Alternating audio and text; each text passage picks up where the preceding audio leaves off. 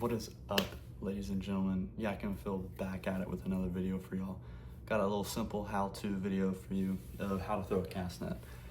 The sizing of cast net is going to just kind of be on your preference, but in my opinion, the 6 to 8 foot range is plenty to start out with.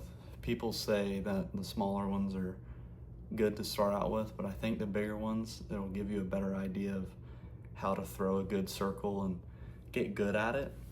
And then the smaller and the bigger ones are more for the offshore, on kayaks, more of like specific needs. The 6 to 8 foot is just good all around range. So I'm 6'1", a little taller. The 7 foot is plenty. It's perfect. I wade cast, so I will go step out in the surf at a lake, a pond sometimes, so the water's going to be around my waist, and the 7 foot gives me enough space where I can do that. If it was the 8 or 9 foot even, I would have trouble lifting that where it wouldn't be touching the water, so I can actually throw it away from my body. So that makes it a little difficult at times, but the 7 foot is perfect. And I think if you're like 5'10" range and below, I think 6 is plenty. If you're above 6'1", like 6'4", 8 foot is plenty to start out with. Now, you know, if you're throwing it off of a boat and offshore bait fish, I think 10 foot is what you're gonna probably be looking at. So, but this is just purely for the 6 to 8 foot range cast nets. So let's get to it. Let's do this. So like I said, I have a 7 foot cast net. That's what you do. You have a little handle. You're gonna put that around your wrist, okay? If you're right-handed, do this right-handed. If you are left-handed, just do it opposite, okay? All right, so you have your rope. You're gonna make a loop, okay? Just loops, loops, loops. A lot of times if it's bigger radius, you can have a longer rope, like if you're throwing it off of a boat or a pier in deep water, you'll have a longer rope. But what you're gonna do, first step is round up the rope. Second step, I'm assuming, you get to this barrel swivel. You can see that. I'll bring it a little closer. Barrel swivel. It's a big barrel swivel, okay? This white piece is called the horn, okay? You're gonna go up, you're gonna shake the weight down. So the line to the weights is going all the way down to the ground, okay? You're gonna push it all the way down, okay? You're gonna kind of kick out the excess, like this, okay? You're gonna hold the horn in your left hand, okay? You're gonna take your right hand. You're gonna pull it tight, okay? You're gonna go down about 1/3 of the way. About yay, okay? About 1/3 of the way. You're gonna bring it up, you're gonna raise it up. Shake it out a little bit, and then you're gonna skirt it off about half of it, about like that, okay? You wanna keep shaking it, basically at all times to keep it untangled. You're gonna take this and you're gonna wrap it, okay? You're gonna wrap it like so and put it in your thumb, okay? Your right hand. So your left hand should be free right now. I'm gonna bring it a little closer.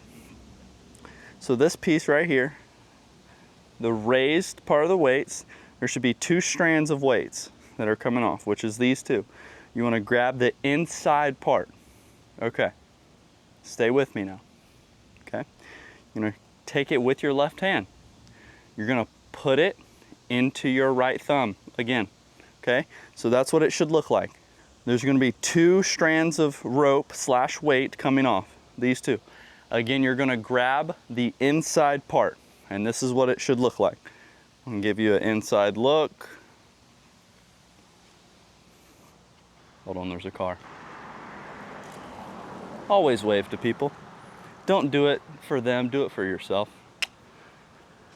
You have it in your left hand. This is where the action begins, where you go to actually throw said net. I call it doing like a steering wheel, okay? When you go to throw, like let's say I'm throwing towards the camera, which I'm about to do, I open to my right side, okay? Where my left hand is pointing to my right side. Again, I'm open that way. When you go to throw and you go to turn, okay, you want to rotate like you're having a steering wheel.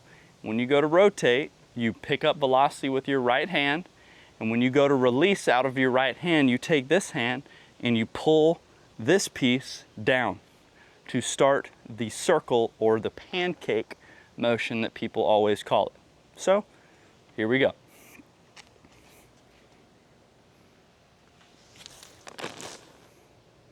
That was actually kind of sick, okay? I'm gonna show it to you again, a little quick. Okay, got the rope, loop it up. Okay, grab the horn, you shake it. Hold on, there's a car. So again, grab the horn, pull it down about a third, pick up the weight, shake it, skirt it off, about almost half, I'd say.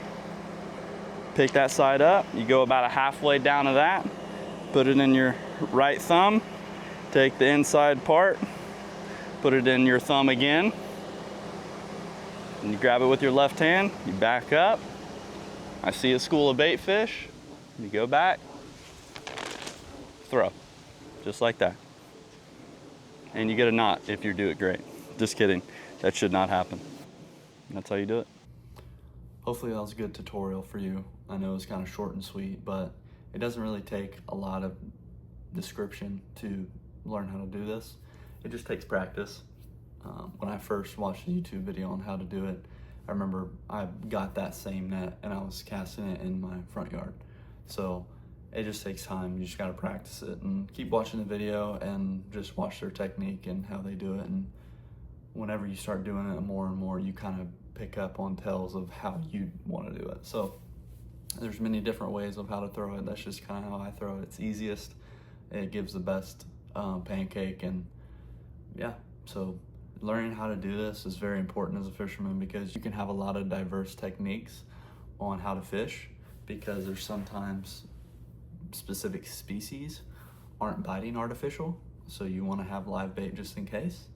And I feel like a lot of people say live bait is cheating, and if you're that person out there, who cares? Because you're out there to have fun, and if you don't want to spend the whole day flipping artificial around, put a cork and a mullet on, a bobber and a bluegill, a Carolina rig, bluegill, I don't know. There's many different ways to do it. Just free line it. So I think learning how to do this stuff is very, very good to add to your inventory, and just keep trying it. Have fun with it, and yeah.